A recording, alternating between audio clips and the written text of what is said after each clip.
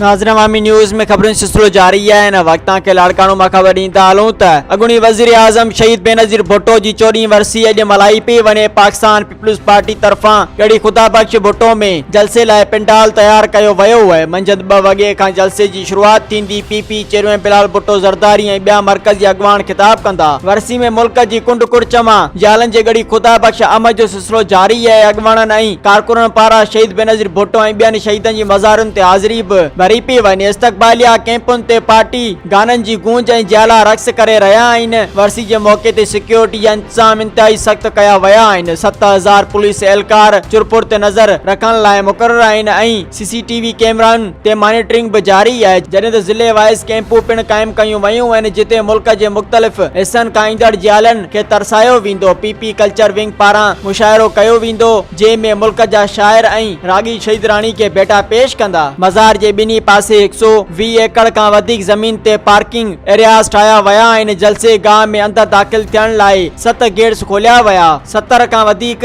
Walk through gate लॻाया विया आहिनि जितां जलसे में ईंदड़नि खां झड़ती वठण बाद जलसे गाह अंदर छॾियो पियो वञे। 150 खां वधीक क्लोज सर्किट कैमराऊं लॻायूं वयूं आहिनि जंहिं ज़रिए जलसे में थींदड़ चुरपुर ते नज़र रखी वेंदी। मज़ीद खबरों और तफसीलात के लिए विजिट करें हमारी वेबसाइट www.awamiNewsHD.com।